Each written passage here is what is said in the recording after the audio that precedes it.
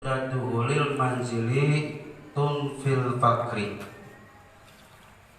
Jadi keutamaan kita membaca la ilaha illallah, ini la ilaha illallah saja ya Pak ya, tanpa disambungkan dengan Muhammadur Rasulullah. Nanti kesananya ada itu. Jadi keutamaannya yang pertama, ketika kita mendawamkan, membiasakan membaca la ilaha illallah. Tentu kita setiap ba'da sholat sering membaca lafaz la ilaha illallah, karena la ilaha illallah itu adalah suatu kalimat tauhid, tauhid uluhiyah. Kalau ditambah Muhammad Rasulullah berarti nabawiyah itu. Jadi di sini yang pertama, ketika kita membiasakan membaca la ilaha illallah ketika kita akan masuk rumah. Nah, ketika kita akan masuk rumah itu, pulang dari masjid baca la ilaha illallah ketika akan masuk rumah. Pulang dari pasar kita membaca la ilaha illallah. Sebelum masuk ke dalam rumah disunatkan mengucapkan assalamualaikum ketika kita mau masuk rumah kita sendiri, baik ada penghuninya ataupun ketika dalam keadaan kosong. Sunnah itu membaca assalamualaikum itu.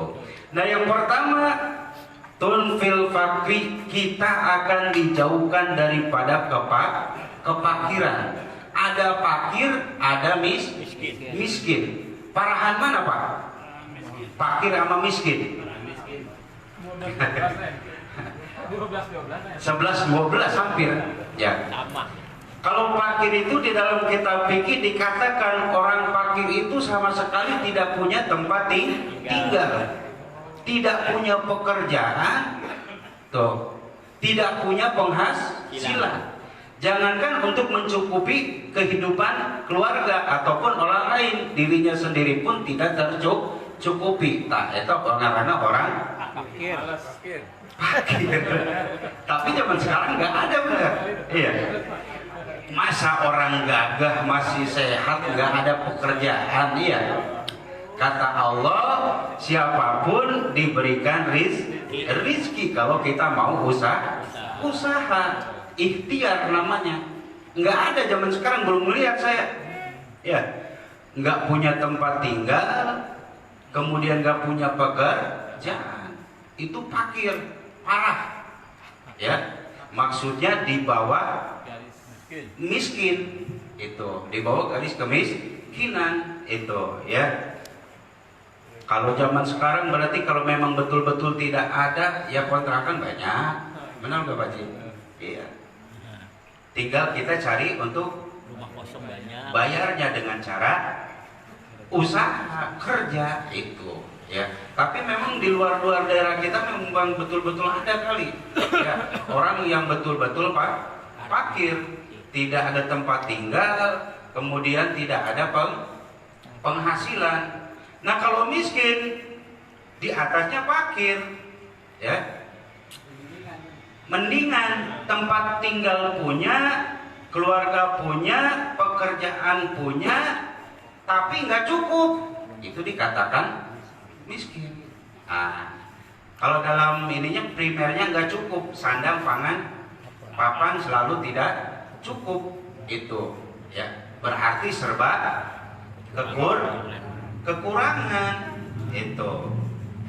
Nah, kalau udah miskin serba kekurangan tapi bersabar, kira-kira insya Allah akan kasih dengan satu syarat kunci, entong ngeluh, entong ngarasulah, entong ngadumel baik, usaha mah usaha tiap hari tapi kurang baik, bener tuh.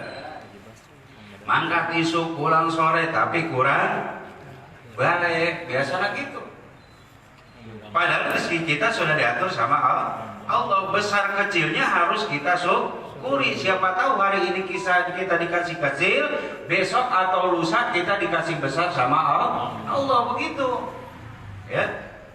Miskin di atas fakir. Kalau kita biasakan ketika kita masuk ke dalam rumah membaca la ilaha illallah, insya Allah dijauhkan kefakiran oleh Allah Subhanahu wa Ta'ala. Naik kelas dari fakir ke miskin, kemudian menengah, insya Allah besok jadi orang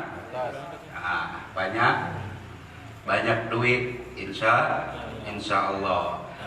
Nah kemudian waqad waroda anna man qala la ilaha illallah wa maddaha quddamat lahu arba'atun alfin zanban. Itu.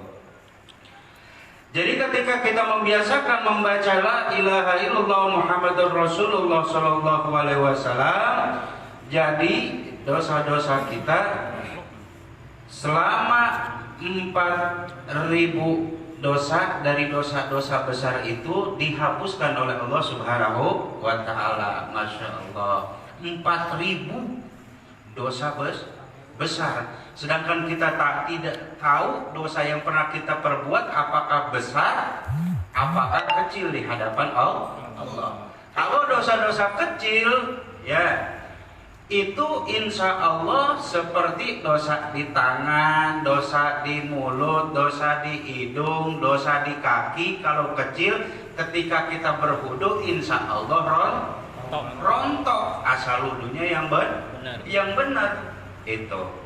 Makanya kadang kita kurang introspeksi diri, Pak, kalau sama ibadah. Kenapa orang kurang introspeksi diri, perbaiki diri, ya. Terkadang timbul pertanyaan, kenapa doa saya selalu tidak dikabulkan sama Allah? Kenapa? Itu. Nah ternyata kita lihat dari hal yang paling terkecil, tata cara ibadah kita sama Allah udah betul apa belum? Contoh wudu aja, ya kan? Itu. Rukun wudunya ada berapa? Batal wudunya ada berapa? Kan kalau tidak tahu, iya. Kalau tidak tahu kan tuntutan kita sebanyak sama Allah, permintaan kita banyak sama Allah. Sedangkan tata cara ibadah yang paling terkecil wudu aja belum kita perbaiki. Nah itu, saya sholat tahajud tiap malam, ya kadang kita lamun ke itu, lamun ke pikiran sarana nggak sana, bener tak? Semangat bener lamun ke pikiran sarana. Amun ente senang mak, aduh, boro-boro sholat tahajud ke masjid tinggal karena asana ku berat, bener tak? Itu. Saya sholat tahajud tiap malam, saya minta ini sama Allah, tapi kenapa tidak pernah dikabul sama Allah? Satu Pak, ingat satu, permintaan kita bukan tidak dikabul, tapi ditangguhkan sama Allah. Nah kedua, kenapa lambat dikabulkan? Berarti ibadah kita yang paling terkecil seperti wudhu aja mungkin di hadapan Allah kurang baik. Itu yang harus kita perbaiki itu, ya, wudhu kita, kemudian tata cara sholat kita yang betul, yang membatalkan sah sholat berapa itu. Kan kita tidak tahu sholat kita diterima atau tidak, betul nggak? Itu yang kita tahu ketika kita berjamaah 27 imam yang nanggung. Begitu. Ketika kita sholat sendiri berarti 1 derajat. Itu pun kalau Fatihah kita betul. Tapi saya perhatikan ya di Facebook kadang Masjid Al-Ikhlas itu luar biasa taklim Qur'annya, itu makhrajul hurufnya. Jadi ada yang namanya taklim Quran ya, hari Sabtu kalau tidak salah itu luar biasa ya. Bagaimana kita mengucapkan huruf per huruf, karena setiap satu huruf yang kita baca di dalam Al-Quran itu 100 pahalanya di hadapan Allah. Apalagi taklim tiap Sabtu. Bagaimana tata cara membaca Al-Quran yang baik, ditambah lagi ilmu tajwidnya gitu. Itu luar biasa. Insya Allah lah jadi pahala buat kita tuh Pak. Nah di sini sahabat ada yang protes, ya Rasulullah, fa ilam yakun lahu syai'un min kabair. Cek Rasul jana lamun tiama orang baca la ilaha illallah erek ngapuskeun 4.000 dosa besar. Tapi sahabat protes, ya Rasul, andai kata di antara kami tidak ada yang punya dosa besar, ya kumaha? Qala yaghfiru li ahlihi wal jiranihi. Itu akan diampuni keluarga kita, Pak. Istri kita, anak kita, tetangga-tetangga kita ke bawah lantaran kita baca la ilaha illallah setiap hari. Alhamdulillah, pantesan ada keberkahan di kampung kita gitu ya Pak ya. Ya, tiap ada taklim di setiap satu kampung atau desa, insya Allah semuanya dapat keberkahan. Di sini saja dikatakan ketika tidak ada punya dosa besar kita, keluarga kita, anak kita, semuanya diampuni dosa, bahkan sampai tetangga kita tuh luar biasa Pak. Bahkan ada di dalam satu keterangan di dalam kitab Muhtarul Hadis dikatakan bahwa seorang ahli la ilaha illallah, dalam artian orang yang selalu biasa membaca la ilaha illallah, ya, itu tidak akan merasa takut ketika akan datang kematian. Itu kata Rasul, tidak akan takut, ya. Dikatakan berarti kalau kita dibilang ahli itu berarti terbiasa, ya. Berarti di dalam sholat 5 waktu aja udah, di dalam sholat 5 waktu. Atuh tenanawan RKS ge meureun ngaranna zikir itu. Ya, saya kembalikan baik kalau untuk berzikir, ya, di bab zikir itu tidak harus selalu berwudu, lamun males mah itu bagus-bagus wudu dalam keadaan suci. Dalam keadaan suci hari dulu kita naon, lamun males mah kitu mamatnya itu. Umpama urang geus tunduk banget ya rek sare, cenah lamun wudu deui pasti jenghar deui, pasti nu ujung-ujungnya nyetel TV deui, HP deui ujung-ujungna. Habisna geus tunduk wudu, niatna erek naon? Erek zikir itu. Cenghar deui nu aya HP deui dicopot. Akhirna zikir henteu malah mainan HP jeung nonton TV biasana gitu, ya. Lamun salmu teu naon, makruh ketika zikir kita dalam membuang air besar atau kecil di dalam toilet. Itu ada nggak kira-kira, ya, ketika kita buang air besar berzikir bong kita mah ya kulila-lila teh di jero WC teu ngeuleuh berzikir aku eta mah makruh kamu permulas batu sak Allah tenan naon gitu loh Pak. Aduh astagfirullahaladzim mulai sebentar tenan eta mah yang penting niatna ulah dikir. Nah biasa keur baheula mah supaya kabubung teh punten ya. Sok kabubung teh heuh. Atuh ari teu diniatan zikir mah tuh baca astagfirullahaladzim. Tidak bulan.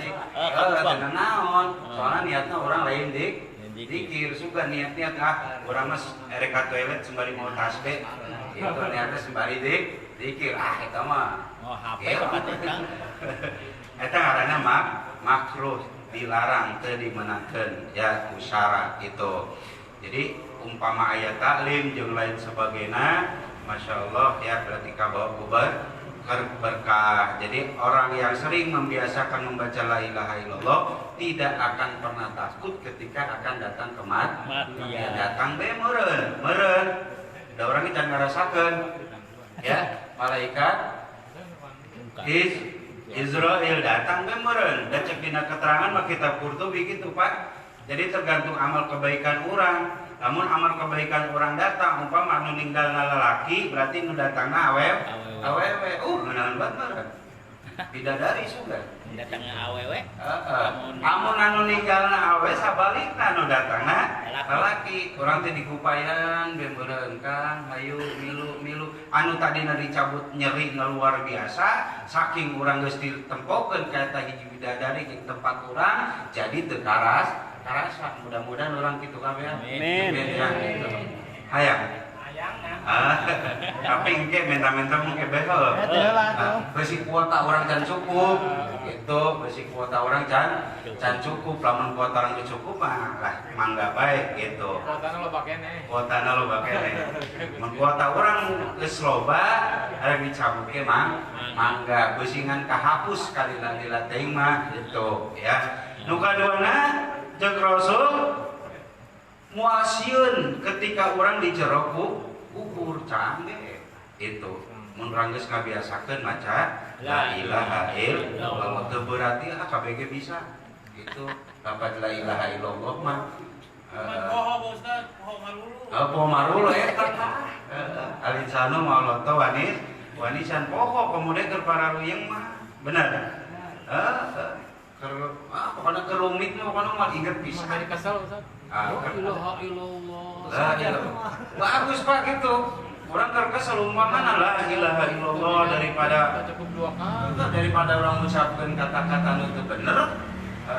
Berbal mah ya kalau sok ade ge sing udah orang mana-mana gitu kan. Itu baheula ayeuna mah teu la ilaha illallah bagus dikalimatkeun tauhid insyaallah redah ketika orang sedang marah. Ayo ujungnya bari ngomel, lalu kebangetan banget sih. Sing modern mana-mana kadang gitu. Padahal eta doa itu. Sing itu kalau bicara acan kadang gitu. Padahal ucapan itu adalah doa. Ucapkanlah yang baik. Yang terakhir, ketika kita membiasakan baca la ilaha illallah, tidak merasa takut ketika dibangkitkan dari kubur. Wajah mah di kuburan orang geus ngeunah, ibaratna cenah cek keterangan mah seperti malam pertama terus teka rasa nyawa-nyawa subuh be hari malam pertama mah gitu nyawa-nyawa digudangkeun deh subuh gitu engke gitu meureun can ngarasanan gitu jadi kayak gitu nyawa-nyawa dihudangkeun deh hamba Allah udang aya naon geus kiamat. Duh, karena kisah putih pada halaman orang bos berpuluh-puluh tahun. Kan cirina selamat di akhirat, selamat di alam kubur. Itu, Pak ya, itu. Nah, segini aja Pak ya. Mudah-mudahan ya walaupun sedikit ada manfaatnya dan bisa menambah keimanan dan keyakinan kita kepada Allah Subhanahu wa ta'ala. Barangkali itu saja, insya Allah nanti kita lanjutkan di lain kesempatan. Hutbah sofa da makadar, ambil yang baik tinggalkan yang buruk, kurang lebihnya mohon maaf. Wassalamualaikum warahmatullahi wabarakatuh.